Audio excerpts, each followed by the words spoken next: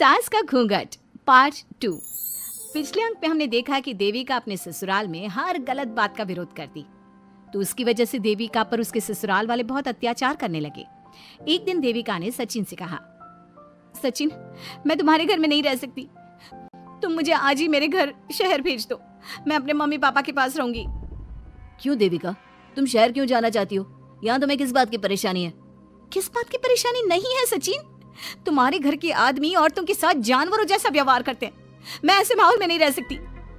देखो देविका, तुम्हें यहीं रहना होगा। तुम्हारी शादी मुझसे हो गई है, अब मैं तुम्हारा पति हूँ और यही तुम्हारा घर है। अच्छा, तो तुम्हें याद है कि मैं तुम्हारी पत्नी हूँ? जब तुम्हारे पिताजी और चाचा जी मुझे एक एक हफ्ते के लिए कमरे में बंद कर देते हैं, तब तुम्हें क्यों याद नहीं आता कि जो औरत कमरे में बंद है वो तुम्हारी पत्नी है? जब तुम्हारे जीजाजी और भाई मुझसे बदतमीजी से बात करते हैं, मुझे खाने के लिए कुछ नहीं देते, तब भी तुम्हें याद नहीं आता कि मैं तुम्हारी पत्नी हूँ? देखो देविका, तुम बेकार की बातें मत करो। तुम यहाँ ढंग से रहोगी, सबकी बात मानोगी, तो कोई तुम्हें कुछ नहीं कहेगा। इस तरह जानवर की तरह रहना, ढंग से रहना है तो सॉरी सचिन, मैं नहीं रह सकती, मैं आज ही अपने घर जाऊंगी। ये बोलकर देविका अपना सामान पैक कर लेती है और घर से जाने लगती है। सचिन भी उसके पीछे पीछे चलता है और उसे समझाने की कोशिश करता है। जब ये सब जोगिंदर ने देखा तो बोल पड़ा, बहू, यह सब क्या हो रहा है? कहाँ जा रही हो?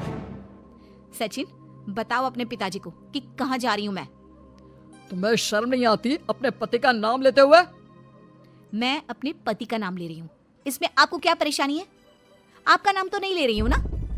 देविका, ये किस तरह से बात कर रही हो तुम पिताजी से? जिस तरह से करनी चाहिए उस तरह से कर रही हूँ बात। इससे अच्छी तरह से मैं तुम्हारे घर के किसी भी आदमी से बात नहीं कर सकती। तीनों की बात सुनकर घर के बाकी लोग भी वहां आ जाते हैं। तभी जोगिंदर कहता है, हमारे घर की औरतें अपने मर्दों का नाम नहीं लेती। तुम्हारे शहर में होता होगा, लेकिन हमारे यहाँ पर ऐसा कुछ नहीं होता। बहू, सचिन तुम्हारा पति है, तुम उसका नाम मत लिया करो। तुम अपने पति का नाम लेने की जगह ए जी, ओ जी, सुनो जी कहा करो। पति ना परमेश्वर होता है। तो परमेश्वर का तो हम नाम लेते हैं। क्यों माँ जी, क्या आप अपने इष्ट देव का नाम नहीं लेती? माँ जी, ये सब इन पुरुषों के बनाए तौर तरीके हैं, औरतों को दबाने के लिए। ये बेशर्म लड़की ऐसा नहीं सुधरेगी। ये हमारे घर की औरतों को भड़का रही है। सचिन, तुम इसे चुप कराओगे या फिर मैं करूं? नहीं नहीं पिताजी, मैं अभी समझा देता हूँ। चलो देविका अंदर, और कितना तमाशा बनाओगी मेरा? सचिन, मैं अंदर नहीं बाहर जाऊंगी, अब मैं यहाँ नहीं रह सकती।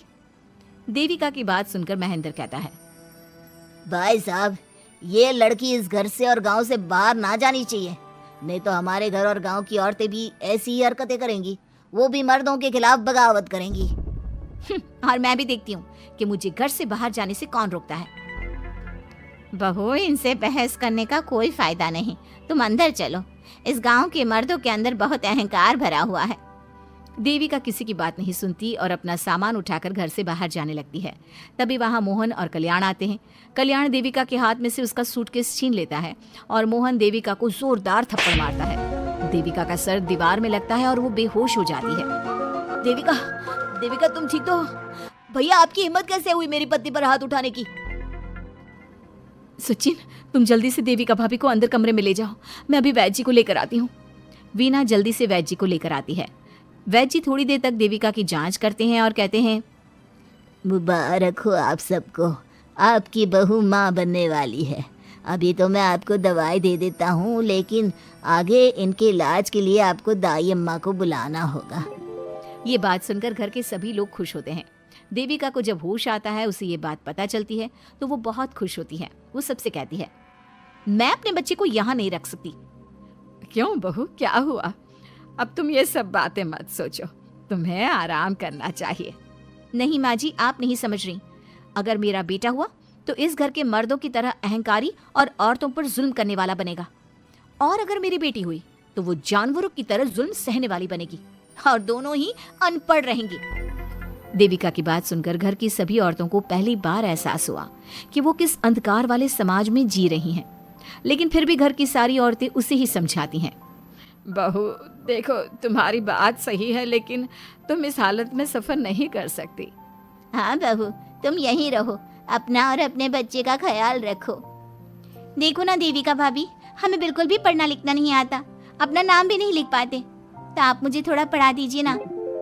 देविका, तुम्हारी बातें सुनकर पहली बार हमें एहसास हुआ है कि कैसे माहौल में हम जी रहे हैं। तुमने हमारे अंदर उम्मीद की नई रोशनी पैदा की है।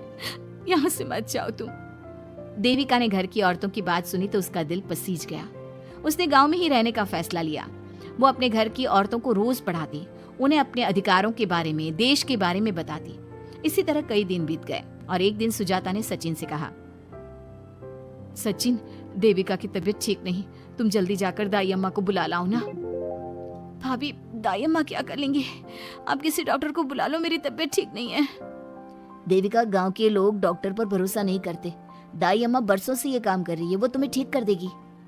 सचिन, तुम्हारे घर वाले अनपढ़ हैं, तुम तो पढ़े लिखे हो ना, देख नहीं रहे मेरी हालत क्या हो रही है।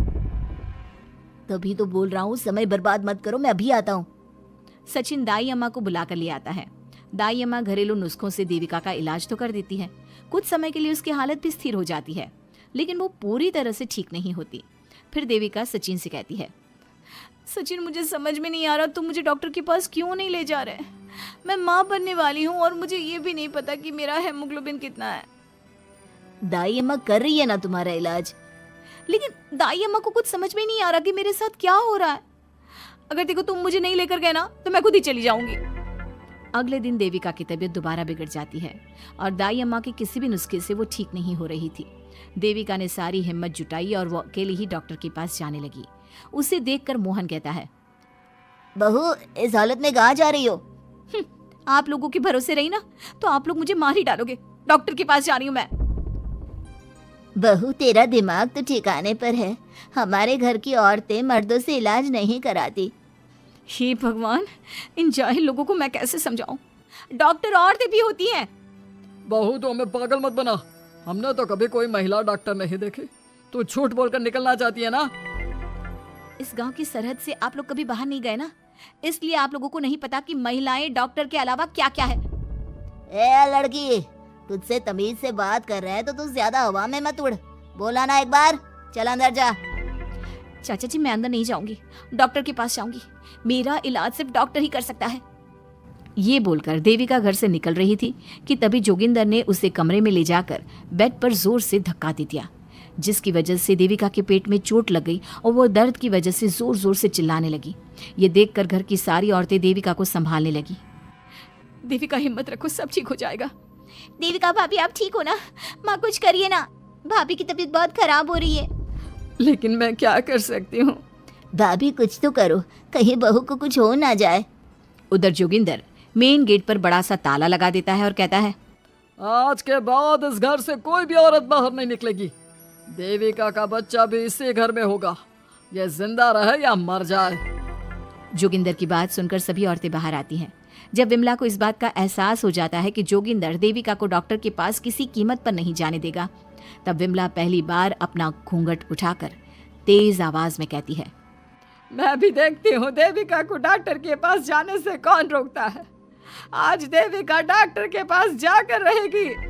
देविका की सास का घूंघट आखिरकार उतर ही गया। घर के आदमियों ने पहली बार विमला का ये रूप देखा था और उसकी तेज आवाज पहली बार सुनी थी। क्या विमला अपनी बहू की जान बचा पाएगी या जोगिंदर अपनी पत्नी की आवाज भी दबा देगा?